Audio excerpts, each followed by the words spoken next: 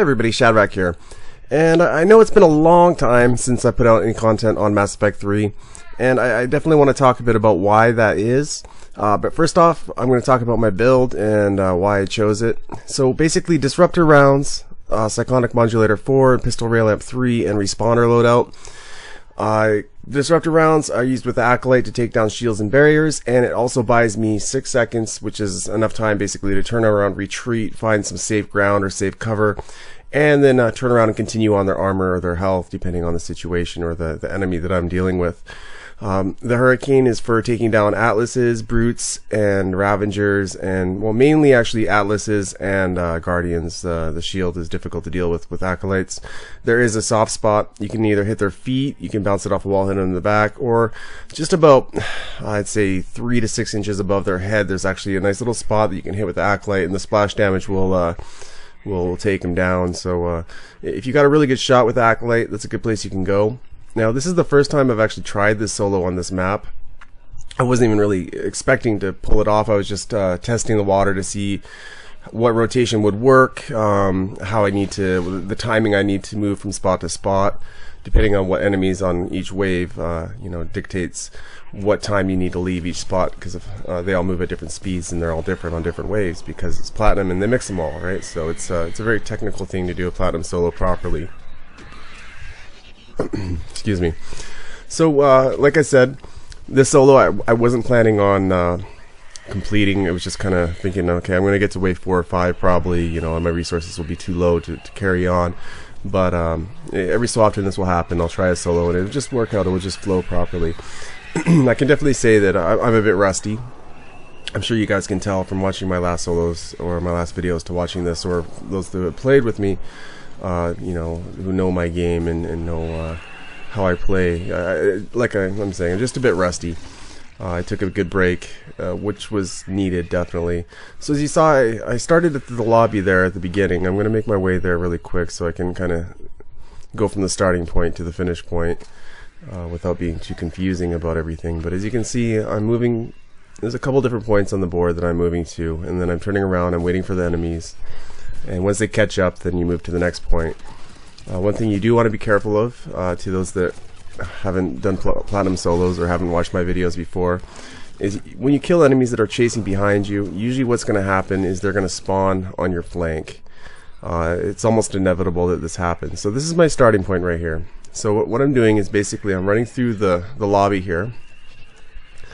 This is one point that I turn around every so often. If they're not quite caught up to me, but there's a couple enemies that are pushing me a little too hard at the starting point, and then I'll come to this desk here and I'll turn around and I'll wait, and giving the slower enemies a chance to catch up to me a little bit.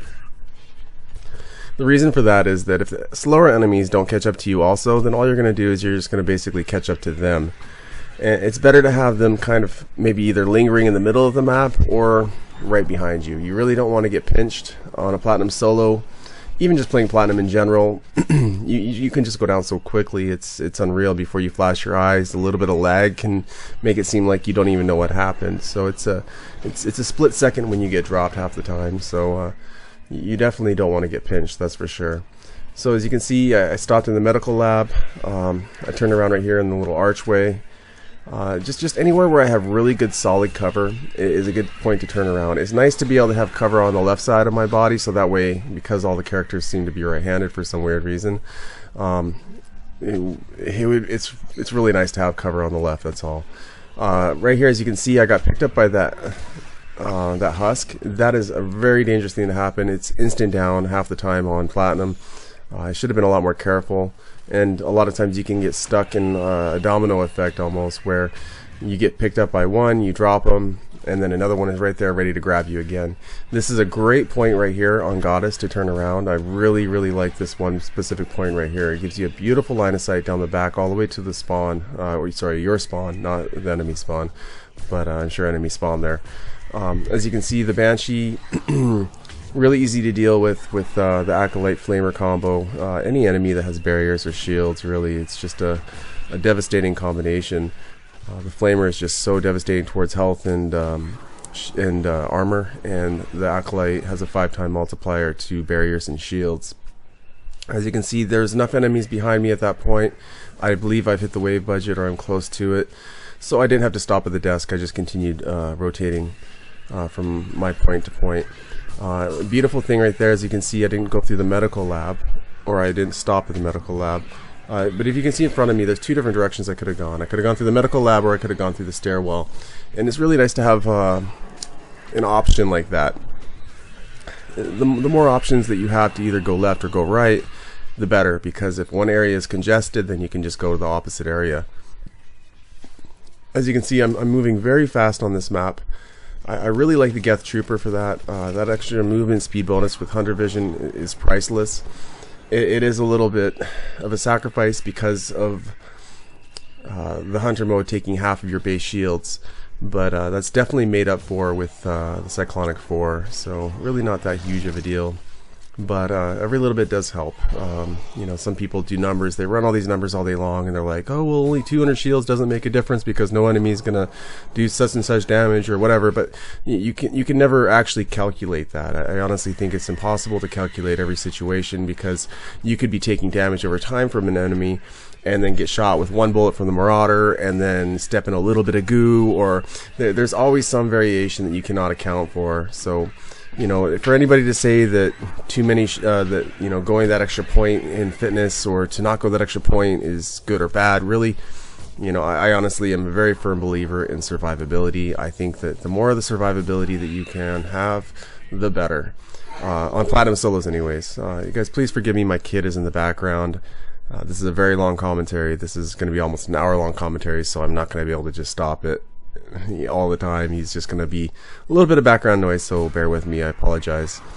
And those that know and have heard about my kid, he's doing very well. I'll take a quick moment just to talk about that, because I have talked about him in the past, and I have talked to some of you guys through messages, some of you that have autistic children also. My child is autistic. He's had his official diagnosis not too long ago, so since I live in Canada, we actually have funding that I was able to apply for that will help him in his therapy and learning how to cope with his disability. So that includes things such as speech pathology, a speech pathologist, just lots of different things that autistic children struggle with that is not a struggle for children that don't have autism. Speech is usually a really big one. Social skills, stuff like of that nature. They usually get tunnel vision very easily, ignore people, they don't connect to people normally as well, which is very common with autistic children. But he's doing great. I love him to death. He is the most he's the best thing that's ever happened to me, so I can't complain. There is a lot of struggles, a lot of challenges that come with just having normal children that don't have disabilities, and to have an autistic child is definitely, it is a big thing. It's a big struggle. As you can see, I'm moving a little bit quick there. The enemies are a little bit scattered, so I want to try and get them a little bit together here a little bit more, so I need to slow down a little bit. And I think that, you know, going back and watching this solo after taking a break and, you know, becoming as rusty as I am, I'm definitely noticing a lot of mistakes that I'm making. But you know, that's just part of getting back in the game. You know, when you take a long time off, there's little details that you've drilled, that you've committed to muscle memory that, you know, are going to become a little bit rusty. So that's where I'm at this point. I'm going to try really hard to point out my mistakes, so that way you guys can see what not to do. Obviously, I didn't make enough mistakes to where I wasn't able to pull off the solo, but definitely enough to where it's bothered me a bit. But just give me a couple more solos and I'll be back on top of my game. A big part of why I chose the Geth Trooper also. I try really hard to not use the same character more than 2 times, or do the same map twice, more than twice. I know there's a lot of solos out there that, you know, they do the same map over and over and over and over, and honestly, that's just really boring. I hate to say it. I'm not trying to talk down on anybody, but for me, I just have a hard time appreciating that. And that's just me. Maybe a lot of you out there that doesn't bother, you don't mind. But I really like to see versatility. I like to see players that are well-rounded. I think it shows a lot. See right here, as you can see, I was starting to get pinched in the medical lab, so I was able to use that alternate staircase there. The same goes for this part right here. You can either take the high ground or the low ground and drop down. So that's the one good thing about Goddess, on a clockwise rotation anyways. On a counterclockwise rotation, you're not going to find that as much because of the ladder situation. I really like to avoid ladders. I think that ladders can be a death trap. I have definitely lost my share of platinum solos because of ladders. Banshees don't care about ladders. They'll just lock onto you, and as soon as you get to the top, they're waiting. And yeah, game over. So anyways, that's the gist of ladders. I want to elaborate a bit more on well-rounded, versatile players. I think that it's very important, like I said, to be well-rounded, to use different characters, to try different characters. Don't sit around and worry about what character gives you the most points, because honestly, points really don't mean a lot. As long as you're hitting a certain amount of points in a match, it shows that you're at least contributing to the game. But, for example, the Flamer, okay? So let's say I go through a match, and I flame everything on the board. I'm priming everything with Incinerate. And we have a character that's using Overload, a character that's using Warp, a character that's throwing Throw, let's say, just for example. And so every team member on the board is throwing a power that can detonate my flame. So does that make me a better player because I'm getting the kill? But they're doing the same amount of work, right? I'm hitting them with Incinerate or the Flamer, which primes them, and then they're hitting them with the detonation. So that's pretty much the same amount of work to me. So in my book, this is a co-op game. It's not a PvP. You're not better than someone because you outscore them. I think that there's a big misconception out there, and the funny thing is I thought that would get less and less. The people would think about that less and less, and they would realize that, okay, points, this is co-op. Points don't dictate who the better player is. And I see more and more selfish gameplay. Since the break I took and since coming back, I see a lot of new players out there. Please, it's not a points-based game. This game, I mean, the points are nice, gives you experience, helps you level up. You know, if everyone scores 100,000 in the game, then that's a pretty balanced game. You know, if someone scored a lot more, then there's probably a reason for it. I see a lot of people, when I'm playing, they'll go around on, let's say, an objective wave. Ethan, please go out. Ethan, go watch your show. Sorry, guys. Yeah, my son's name is Ethan, by the way. Anyways, so what I see happening a lot is I'll have, say, 100,000 points. Someone will have 90,000 points, and it's an objective wave, and we're doing an escort. They're not on the escort, and they're running around nuking spawns, and then all of a sudden, the enemies spawn right beside the escort. So logically, you want the enemies as far away from the objective as possible, whether it's a device, an escort, a hack, running around, not being on the objective, not being a team player. It definitely is a demonstration of poor team skills, and honestly, it shows a lacking of understanding of how this game is and how this game works, which is, to me, an example of a beginner or intermediate at best player. So it's really important to play as a team. When you're in the lobby and you join someone else's lobby and you see the way that their team is set up, to me a good example of a good player would be someone that would think, how can I benefit the team? What can I do? What character can I choose that's going to coordinate well with the team? Not thinking what points are going to get, what character is going to get me the most points depending on what my team is. And I see a lot of people do that. They'll join a lobby. I'll join a lobby, I'll choose a character, and I'm not choosing a character depending on the points, but sometimes it works out that way. Sometimes I'll choose a character that, you know, might get me more points than other people. And I'll notice instantly that they'll change to contradict my class. And I've seen that a lot. And that's a big part of why Invader 1 and myself have taken a bit of a break from this game, is that we're noticing a lot of competitive gameplay when we just want to relax and play a couple public matches. There's just a constant pressure to do well. There's a constant pressure to have, people are constantly trying to outscore, and it really, it's not really that I really care if anyone else scores me at all. It's just having that energy put out there constantly being put out there. You know, if I want to compete, I play a lot of PvPs. I play Battlefield 4, I've played Call of Duty competitively. I play Titanfall. I have lots of PvP games, and if you want to brag about how good you are and you want to bring that kind of attitude, I think that's more of the kind of game. If you're elitist, that's the kind of game I think that you should be playing. I really don't think that playing this game and trying to be competitive to that extent is really healthy. I think that just the way that games have been presented to us over the years, it's always about getting points. It's always about getting points. So I think that we've been programmed to really focus on that, really focus on getting points. Really quick here, I just wanted to comment on how well these devices went. I was really bummed out that I got them. I'm a device magnet. I don't know why. Every game I play, all the solos, I just seem to bring devices. So I apologize to everyone if I play a public match with you and we get all devices, because I don't know. Like I said, I'm a device magnet. So back on the this little bit back on the subject here. Like I said, you know, PvPs, that's a great place to bring competitive attitude. There's another game coming out called The Division that I'm going to be covering, which it looks very similar to this in the aspect that team synergy and really setting up your team to be balanced off each other is going to go a very long way. Even on Call of Duty, they have zombies, and then they have extinction. And I find a lot of players on Extinctions, for example, there's boxes that you can pick up around the map, and people won't help with the objective at all, and they'll just sprint around the map grabbing every box they can, and then they wonder why we only make it halfway through the game, because they have everything and then the other 3 players have nothing. It's very important on cooperative games that people have balance, that everyone has what they need. You're only as strong as your weakest link.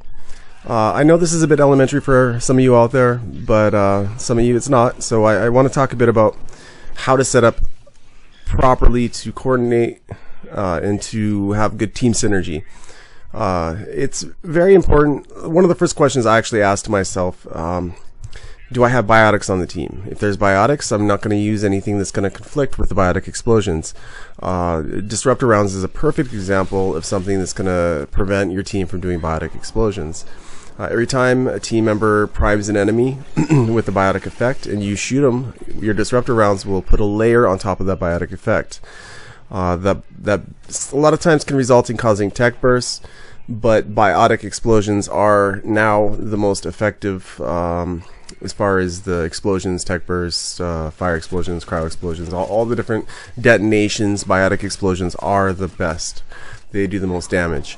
It didn't used to be that way. I believe they used to all be equal. Every single one of them used to be equal, but up until, I don't know, maybe it was 8 or 9 months ago, I don't even remember, but there was a change where they made it so biotic explosions were more effective.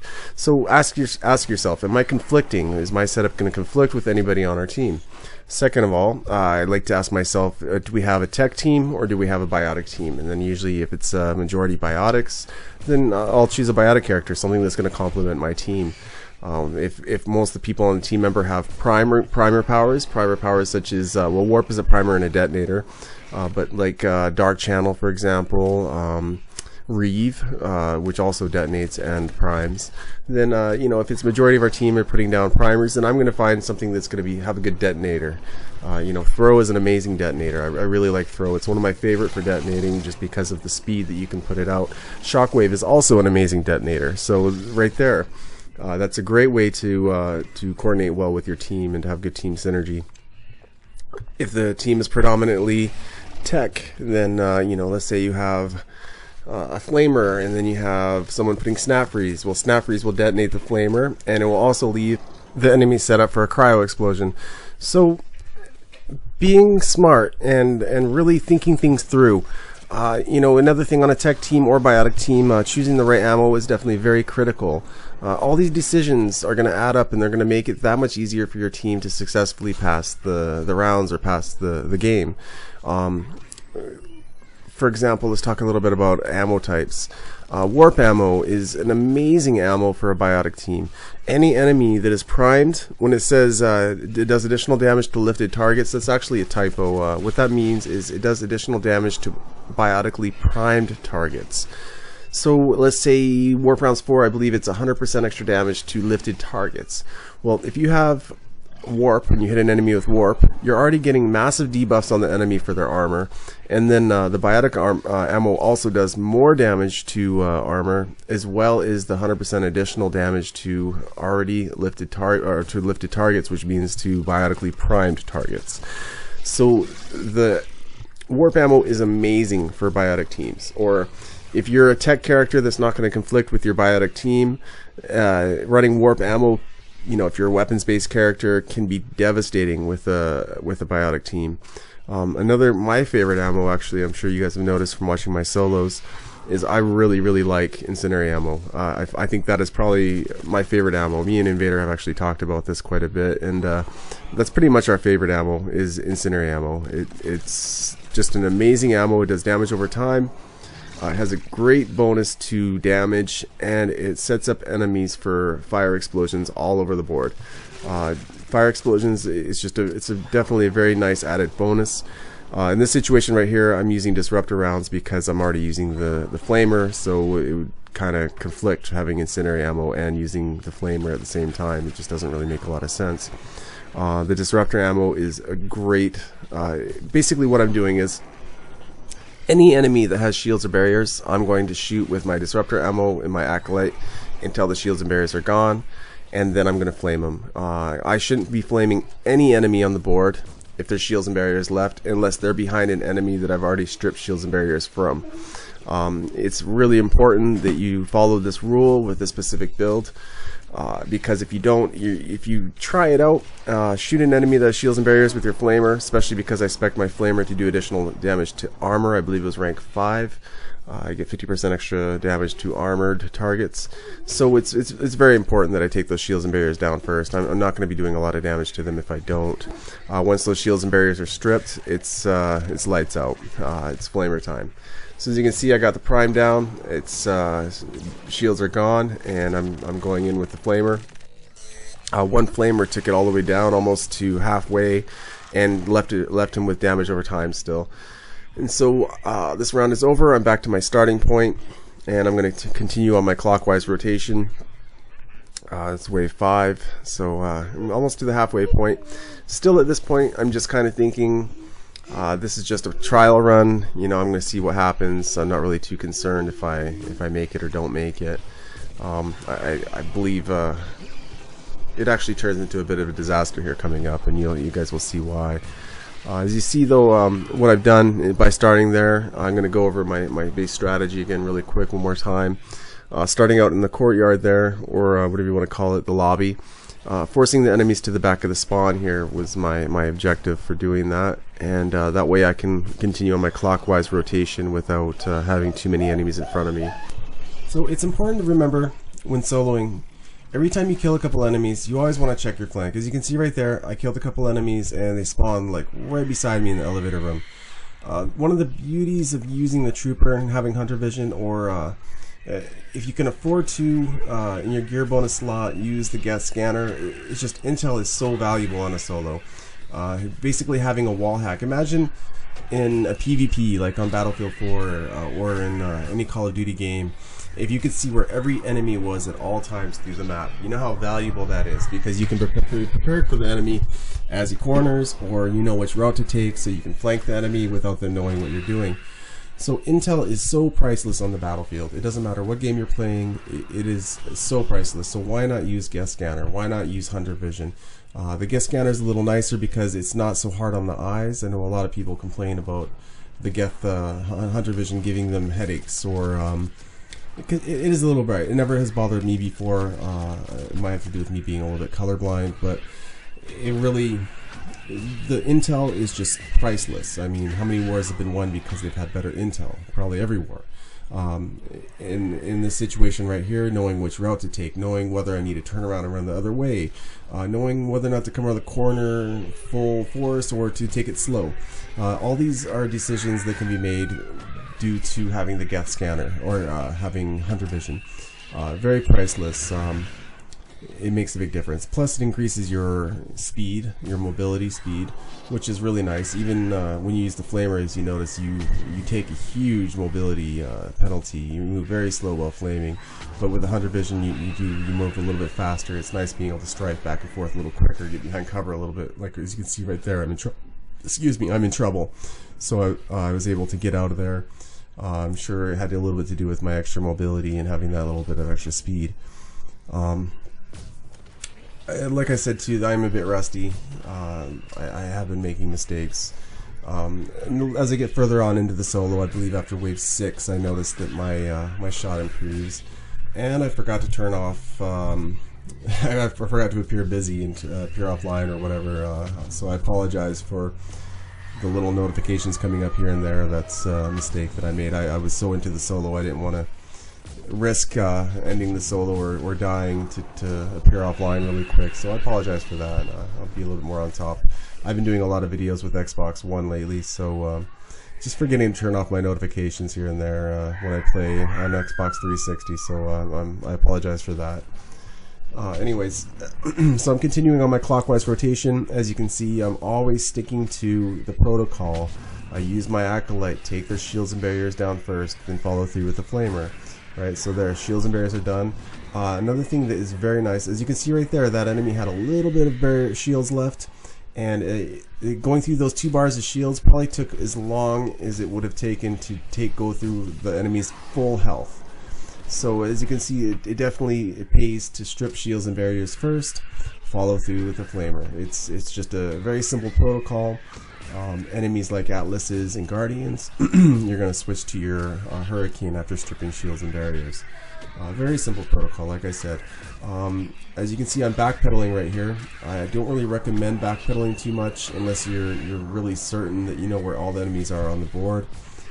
Definitely do not backpedal with enemies that do not have an evade. If you don't have at least a hop, like the Destroyer has a hop when he doesn't have Devastator mode on, at least that, you do not really want to backpedal. In that situation, you're going to want to move from cover to cover. You're going to turn around and run to your cover position, and then turn around and shoot. As soon as you start to get a little overrun, you're going to turn around and run. You never backpedal. Very rarely. I'm sure you can get away with it here and there, but I just don't recommend it. I don't think it's a good practice to practice. So, like I said, you know, backpedal if you have a good character that can handle evading from left to right or can roll out of trouble. This is definitely, this wave is winding down here, so I'm just chipping away at shields and barriers, as you can see, checking my flank. Once again, the beauty of Hunter Vision, when I check my flank, I don't necessarily have to check, I can just look through a wall and I can see if they're flanking me or not. Definitely this character, because of my mobility, it also allows me to be able to backpedal a bit more.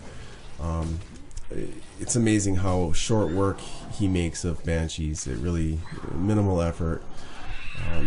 And the Banshees are really, it's a nice chunk off the wave budget also. And you can see right there, I see the enemy straight through the wall. I know what to expect.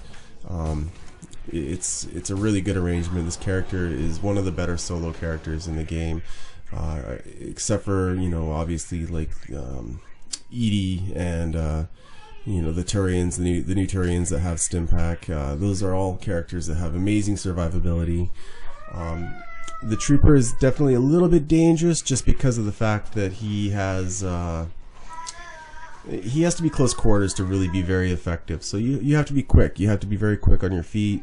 As you can see right there, I was very fortunate. I can tell by the way the enemy is moving that I was able to change it.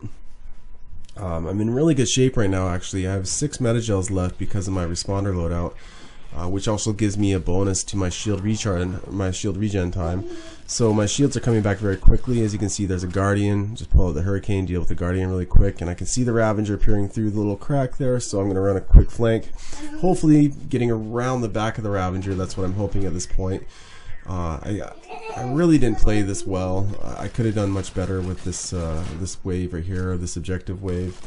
Definitely want to point out some of my mistakes. I think impatience was probably the main one. I should have been a lot more patient with it. I had a minute 30 on the board to kill a Ravager, right? So right here at this point, I got the 2 Ravagers right here. One's down, and I'm getting flanked by a shield guy, and I probably should have dealt with him a little sooner and worried about the Ravager after. But it looks like I come out alright. I'm getting my shields back. And yeah, those Ravagers, man, they're just so devastating. If they catch you, they'll knock you down so quick. And I got really greedy there. I didn't check my backside. Hunter Vision doesn't come with a rear view mirror, unfortunately. So yeah, a little bit of greed there, a little bit of impatience. I should have been checking my flank, and it cost me a Metagel right out the door. At this point in the game, I should get out of there, reassess the situation, and I didn't, so it cost me another Metagel. So another example of impatience causing me repercussions. I know this is happening as it's happening too, which is the worst part about it, is I realized that I was being impatient, but I just kept with it. I was just trying to get through it as fast as possible.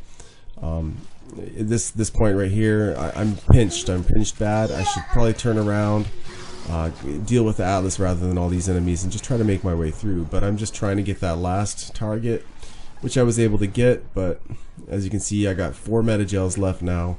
I had 6 going into it, and if I'm not careful and I stick with this this fast-paced, impatient gameplay, it's going to cost me again. So at this point, I'm safe. I got 8 enemies on the board. I think probably about 8 enemies. I missed. I didn't notice if I killed any yet. So that would put me at 7. That's one thing I always do on the objective waves. As soon as I finish the objective, I know that there's only 8 enemies on the board left, because there's only 8 enemies on the board at any given time. And so I start counting down to myself, and it just helps me keep a mental note, know what I can get away with, and how long I can stay in one position.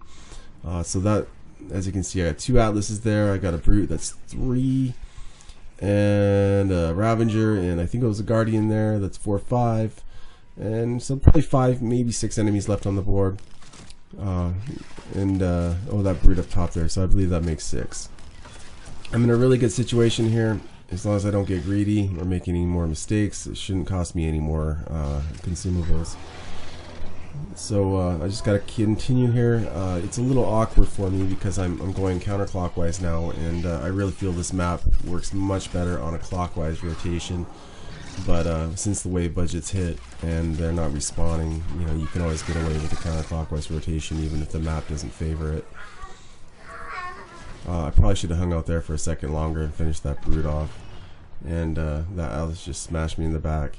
So I'm just gonna hang out here for a second. Another thing too is it's not a race. Doing platinum solos, it's definitely not a race. It's you know, take your time. You know, the only time it's a race is on the objectives, when you have a time limit on the board, especially if this is your first platinum solo. You know, take your time, be careful, study the enemies, you know, be patient. The calmer you are, the more patient you are, the clearer you're going to think. If you hustle everything and you panic and you're in a panic frenzy the whole time, you're going to get tunnel vision, you're going to make mistakes, you're going to get yourself pinched and in situations that you're not ready to deal with. So I think I just have the 2 Atlases, maybe a Brute left on the board. I kind of lost track. I was getting lost in my thoughts there, so I apologize.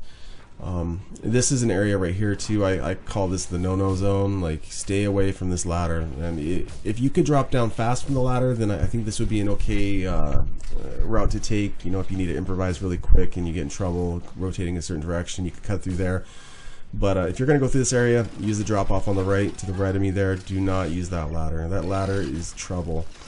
If you're really experienced and you feel that you have to use the ladder, go for it. But honestly, I was talking to a friend, my friend Jose, and we basically were just saying we ignore the ladder. We pretend that ladder is just not even there. Even in a 4-player game, I really try to avoid that ladder. Any ladder like that you can't roll out of, that you have to lock and initiate, the whole animation for the ladder can cause you problems.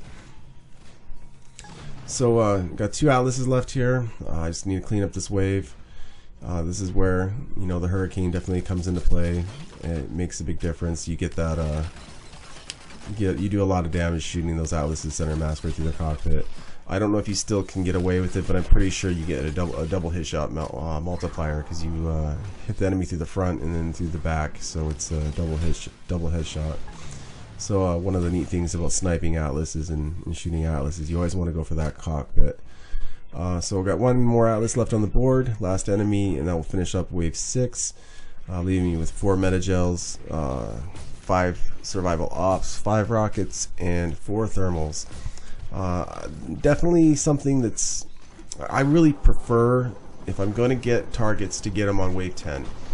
I try and save every last rocket that I have in case wave 10 is a target wave. So I was very lucky. That was actually very foolish right there. I don't know what my problem was. Greed, I guess. I was poking my head out for way too long and I lost another metagel. So that puts me at 3 metagels. If I wasn't using the respawner loadout, then I would have 0 metagels left and I would have to play a perfect game. So you know, I'm in okay shape. You know, I've had to sacrifice my gear bonus to use the respawner loadout. So I mean, I do like having those extra metagels. especially when it's my first couple tries on a platinum solo, and I'm just getting to know the rotation and getting to know the map. So at this point of the game, you know, I do want to be very careful. My metagels are running a little bit low. I can make 3 more major mistakes, but I do have a lot of survival ops at this point, so it's not in too bad of shape. But this is a phantom wave. Phantoms can be extremely dangerous. They can drop you so quick. It's not even funny. They're very dangerous. The way they move, the way they take cover. Sometimes they wait. Sometimes they chase. There's really no rhyme or reason to the way they behave. I've had experiences where they've just locked onto me and just full speed chased me down. I've had multiple phantoms do that actually, where they'll just keep running. They won't take cover anywhere, no matter how you run away from them, how you move. They just beeline straight for you. I would say that probably maybe happens 5 to 10% of the time, but still it does happen. So you don't really know what to expect from them. Right now, at this point, I'm really thankful that I have Hunter Vision and I have this extra mobility, because being able to run past turrets before they have a chance to even lock onto you is priceless. It really makes a big difference against Reapers on this particular wave, because even if I was just going against Cerberus, you know, having that extra mobility, that extra speed to get past those turrets, really makes a big difference. From my experience, I could be a little wrong about this, but I find that if I put at least just 1 bullet into a turret, it seems to diminish its lifespan by almost 50%. I'm kind of just approximating here, but it seems like they take about 60 seconds. They last on the board if you don't touch them, and if you put 1 bullet, they seem to last about 30 seconds. So if I can kind of do a semi-slow rotation around the board, and I put 1 bullet into it, run by the time I do my next pass on my rotation, it's usually gone and dead and done with. It will pop, and you can hear them pop if you have a good headset or or a good surround sound. I don't know about a regular TV or not, if you would pick that up, but you hear a pop. You can tell that the turret is gone, and you know that you're safe to rotate through that area. But once again, Hunter Vision is very priceless for that. It makes you know for sure if it's safe or not. You can see it through the walls. I always go for that extra mobility on rank 6 of Hunter mode, and the extra distance for your vision. As you can see, I'm making very short work of those phantoms. The Acolyte stripping the barriers, and then I just melt the armor with my my flamer. Never tackle a phantom. I know I keep saying this over and over again, but always take those shields and barriers down first, then follow through with the flamer. Always. Phantoms especially, they'll just dance right through your flamer if they have barriers left. And that was close. Almost got picked up. They will just walk right through your flamer, and they'll just shoot you right center mass, and they'll kill you quick. So you really need to really take those shields and barriers down. You always want to have something to deal with phantoms, something to deal with shields and barriers, and something to deal with armor. Those are the 3 things that I really mainly worry about. You know, dealing with Guardians is another thing, but it's not my primary concern. My primary concern is phantoms, shields and barriers, and armor. As long as you have something to deal with those 3 elements, you're going to do all right on your solo. If you have to, or even in a regular game, I think that's important to think about that. Guardians, those shields, they're really not as big of a deal as you think. You can save them for last, and let's say I don't have any means of dealing with a shield, you know, I can find a way around it. I can use my Acolyte if I have to, but it's nice to be able to kill Guardians quickly if they're in the way. That's why I really like having that Hurricane, and why I bring that Hurricane. I could deal with Atlases, you know, with just my Acolyte and my Flamer also, but I just find that it's a lot quicker with the Hurricane, and I just feel more confident with it. I'm really not taking that much of a weight penalty with carrying a Hurricane and carrying the Acolyte. It's the Flamer is there when I need it. I don't even think I use a lightweight mod. If I remember correctly, I don't even have a lightweight mod on either weapon. I know I'm roughly around 140, 150%. I'd have to check though. I can't remember exactly. But it's as you can see from my gameplay here, the Flamer is ready when I need it. It's got a fast enough recharge time. I put the stability mod on my Hurricane, and I use the piercing mod, or not the piercing mod, the one that gives you armor piercing rounds for your SMG. For my Acolyte, I'm using the power amplifier, and I'm using the heavier barrel, the DLC barrel, and that gives me a lot of extra damage to my Acolyte, because I mean I already have a 5 times multiplier for shields and barriers, and then the power amplifier gives me 30% to my Flamer, which I believe is just on the base, but still it's 30% more, which is, you know, even if the base is roughly a little over 100, so you know it adds up. It all adds up. All those little things add up. That wave was it went a lot smoother than I thought it was. I didn't really feel that I was going to pass this solo till I started thinking right around now. It's wave 8. I'm thinking, oh, you know, I'm actually not doing too bad. I think I can actually pull this off. And I started focusing a lot more. I started being a lot more careful and making more calculated decisions rather than playing a little more. I definitely think I was playing a lot more reckless on the first 6 waves. And like I said, that just kind of comes with me being rusty. So I'm just on my standard rotation here. I really don't like wave 8 against Reapers. These Banshees push you really hard, and usually you're not fortunate enough to have them. There goes my kid again in the background. I apologize. He's watching the show and getting really excited. But like I was saying, it's very rare that I find the Banshees on Platinum solos group up together like this. I see it all the time when I'm playing with other players, but I don't know why they tend to group up in 2s like this on regular matches, and on Platinum solos they just always seem to be by themselves. There'll be one just walking like this right here, like in some odd corner of the map. There'll be one Banshee, and then there'll be another one chasing you, and then it really makes for unpredictable things to happen, you know. Like that's why a lot of times you'll go up a ladder and then all of a sudden there's a Banshee sitting at the top that picks you up, or you come around a corner and you run head on into a Banshee. And Banshees are definitely the reason for many of my solos ending premature. So you know, we got Phantoms on the board, we got some Banshees on the board. This wave, there's the Atlas too, that's right. I knew there was something that kind of annoyed me about this wave. And then you got Atlases that just kind of linger in the middle of the map that take pop shots at you as you rotate around. But if you find that right rotational speed, and you find that right, you know, that right rhythm, the Atlases usually, same with Primes, they'll usually find a nice little spot in the middle and they'll just kind of stay there.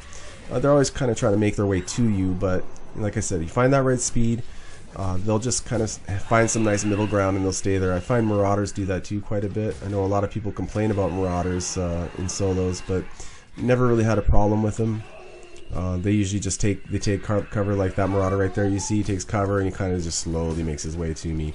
You know, I could just take off over the other end of the map and he would spend so much time moving cover to cover. By the time he even came close to me, I would be on the other side of the map again, which is the reason why they kind of stay in the middle.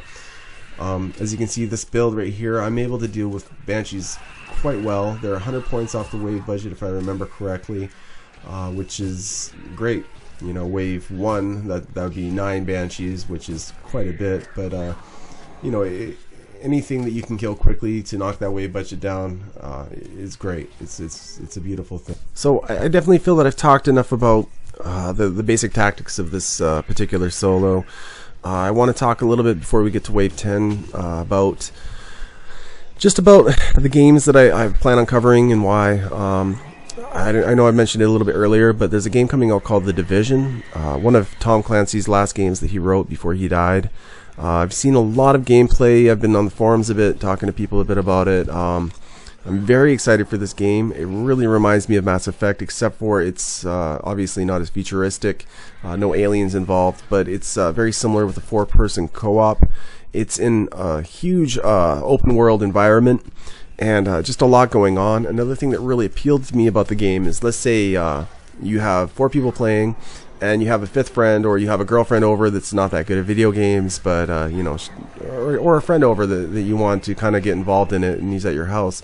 You can actually use a tablet or an iPhone, or I believe you'll be able to use your PC also, and through Smart Glass, and you'll be able to actually run a HUD, or it's sorry, not a HUD, a UAV that will be able to fly around. It'll be able to call, it'll be able to pinpoint where enemies are, you'll be able to relay the intel to your team. You'll be able to find supplies. You'll be able to buff your team members, debuff enemies.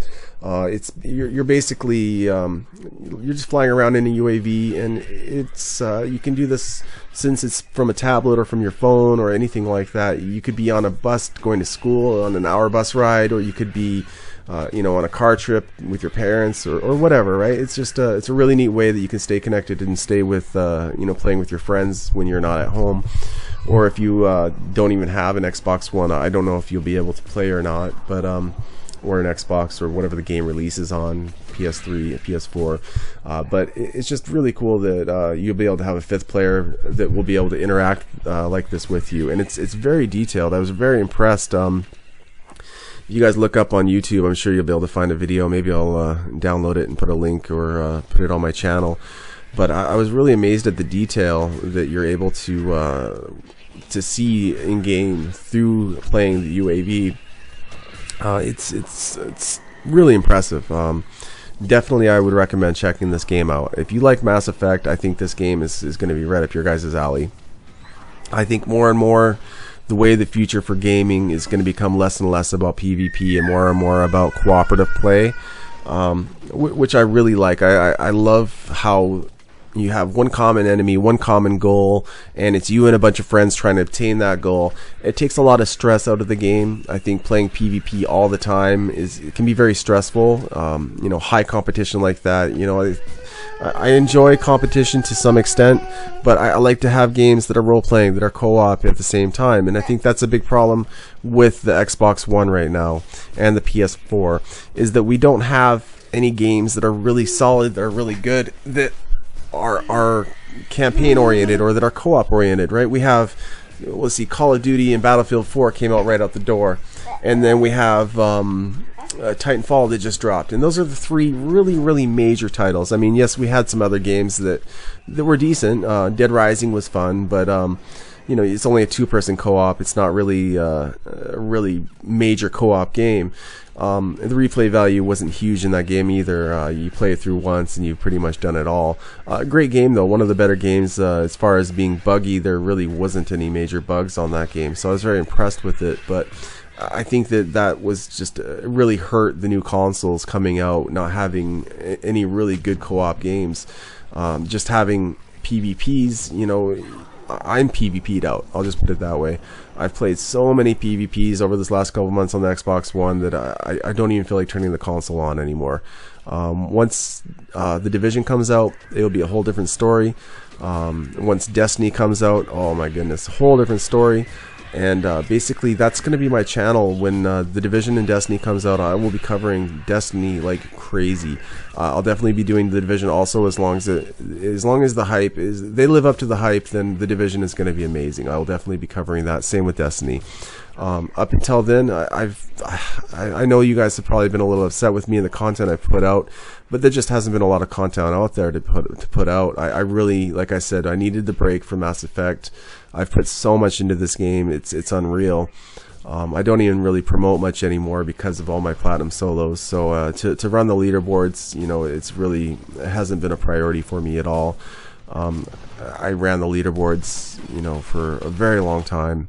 When the game is very popular and there's a lot of competition for the leaderboards, I still ran it, but it's a little, it just doesn't really matter. The leaderboard is just a number at the end of the day.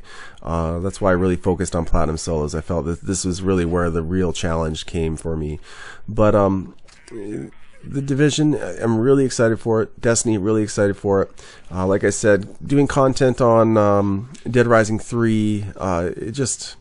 and then Titanfall, I did a little content on Titanfall, some listen-in videos on Battlefield 4, but I just really feel that, my audience, my target audience, who I want to appeal to, that's just not really the audience I was looking to appeal to. I'm sure a lot of you guys that I want to appeal to like those games also, but that's why I really think it was a blessing that Dark Souls 2 came out. I'm really liking Dark Souls 2. It has a very interesting co-op aspect to it. The game is insanely challenging. It has a huge learning curve. One of the highest learning curves that I think that I've ever experienced in a game. Definitely Mass Effect 3, this game has a huge learning curve also. It's very technical, but Dark Souls 2 is insanely deep. It's so deep that I don't even feel comfortable putting out intermediate to advanced videos yet, because I just don't consider myself an advanced player with it yet. So what I'm doing right now is I'm putting out Dark Souls 2 videos that really help the player that's starting out, that can really help everyone understand the game better, can help all the newer players find items and things that will help give them an edge and help them succeed in their game and have a better gaming experience. Because I'm not going to lie to you guys, my first gaming experience with Dark Souls was pretty bad. It's, like I said, it's a very difficult game. I definitely highly recommend, if you guys play that game, that you go through. It's kind of like a tutorial. It doesn't say it's a tutorial, but right when you start the game, you'll go through and you'll basically generate your character. Right after that, there'll be a bonfire, and then on the left and right side of the paths, you'll see fogged doors. Make sure you go through all of those. Make sure you guys go in there and really get to know the game. It will tell you all the commands, all the ways of navigating your character. And anyways, this isn't a Dark Souls 2 video, but I just wanted to throw that in there really quick since we're talking about it. Great game. Like I said, it's really nice to have something that's not a first-person shooter. I'm really looking forward to Destiny. I know all you guys are too, but definitely check out The Division. I really want you guys to check that out and really give it some thought, because I think that's going to be a great game, especially if you guys enjoy co-op. I think that's going to be where it's at. It's beautiful, man. Oh my goodness, it really is a next-gen game. I've seen a lot of next-gen games coming out lately that they don't really seem next-gen. I mean, Mass Effect 3 seems like it has better graphics and better gameplay than a lot of these games. I also wanted to talk a bit about how they might possibly be bringing the Mass Effect trilogy to the next-gen consoles. If this actually happens, I think it would be great. I think that it would be a beautiful thing. I don't know how things would work for PS4. I'm assuming they would just stick to the same system that they have on the Xbox 360 and the PS3, where there's a host of the lobby, people join the lobby. If he lives in New Zealand and everyone else lives on the east coast of the US, they're going to be lagging like crazy. Their powers won't work properly. This is a big part of why I went for Xbox One and not for PS4, is because Xbox One has over 300,000 servers that are there, and they're not just matchmaking servers. These are dedicated servers that Microsoft has for developers to use for their games. So instead of having a host, there will be a server that will host the game for all 4 players. All 4 players will then have much better bandwidth connectivity to the server. It will be a lot less of a load on the system, and in turn you won't have your tac cloak not turning off. You won't have errors happening when you buy out of charge. There's just, I would say almost 90% of the problems with Mass Effect 3 multiplayer are because of lag. If you can take those out by having dedicated servers, it is a much better gaming experience for everyone. This game is already so beautiful and it's so well done that having it on Xbox One or PS4, it would just renew everything for me. I don't see myself ever going for the leaderboards again. Just way too much cheating involved. It's really sad, but it's just human nature. It really is sad. A lot of the players that I know that are at the top of the boards, a lot of them say that they don't rocket glitch, but I know for a fact that they have rocket glitch for a huge portion of their N7. Most of them, they'll do it for a long time. They'll get to a certain point, and then they'll realize, hey, if I just play legit from now on, I might actually have a chance at pulling, high leaderboard stats. At the end of the day, you're just cheating yourself, right? If you do something, if you use steroids and you enter a competition, you know deep down yourself that you never legitimately got it. And it's really sad living a lie like that. I've worked very hard at my N7. I've worked really hard at this game. I feel good about all my accomplishments. I can go to bed at night knowing that I legitimately made this happen without having to use exploits over long periods of time to boost my stats or anything of that nature. I've been through it all. I've had people say that never played with me before that they rocket glitch with me all the time. It's amazing what people come up with. I don't know if they're just trying to sound important or if they just are hating on me. I really don't know, but There's my son again. He should be out there watching his show while Daddy does his commentary, but that's okay. Anyways, you know, I don't want to talk too much about it, but it's, you know, those of you out there who've cheated to get what you want and to get what you need, you know, it's really sad. It really is. It just brings other people down, and people that have worked hard to do things in their life, you know, you're just taking away at that. It's bad karma. And at the end of the day, you know, you're going to get yours. There was a guy, Shadow Enrique. He used to, he actually got caught. I think it was Chilinkus that caught him and put a video on YouTube, and BioWare just took him off altogether.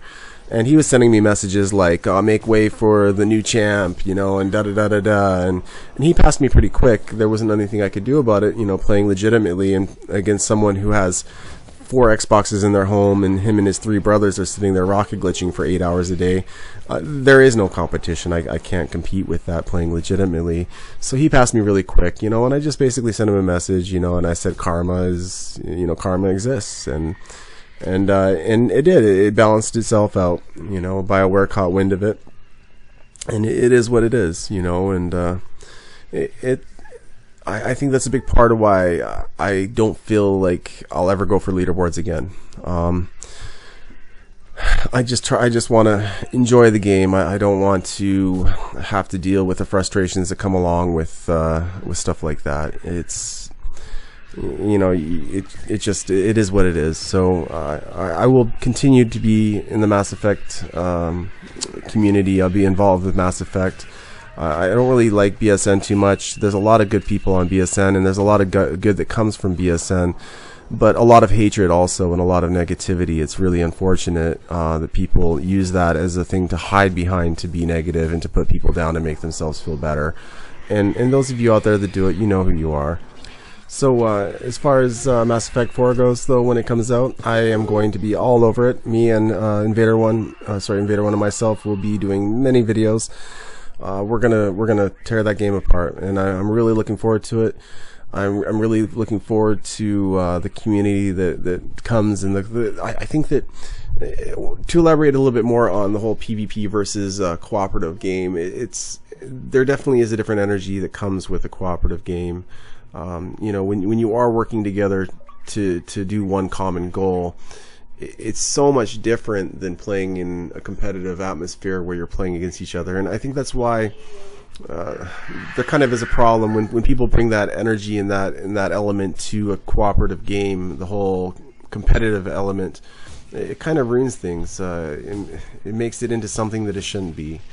You know, like I said, you know, people that bring that attitude and that and try to make it that kind of environment where, you know, whoever gets the most points is the best player, and, you know, and they're looking for bragging rights. It's just really unfortunate. It really is. It's the wrong place to be doing that.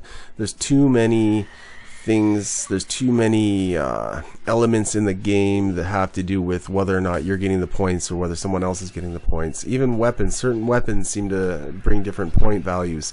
I know when I use the Geth plasma shotgun, it seems like I'm getting less points per kill than if I use other weapons. And I think that, you know, if you really want to compete, and you really want to compete against someone and see who's the better player, then you got to basically, you know, have one person, you know, use the exact same build as the other person and do a solo by themselves. If you really want to see who the true best player is at this game, then you would have to compare on a very even keel. It'd have to be a situation where it's the same map, the same enemy, same difficulty, same character that you're using, same powers, same weapons, and then see who comes out with the best time and the best score and all those other things. And that's really the only true way if you want to see someone's really better than someone else in a cooperative game. And I just don't think that that's really, I just don't think that's the kind of energy that should exist in this game. But I mean, friendly competition is friendly competition. You know, I know that there's some people doing like these sniper competitions where whoever gets the 20 headshots first, you know, is the better player.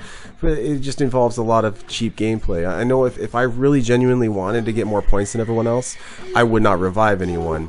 I would, you know, I would watch enemies and I would wait for them to have 2 or 3 bars of health left, and then I would load into them while the other person who did, you know, the 90% of the work or the damage on the enemy, you know, was going to reload.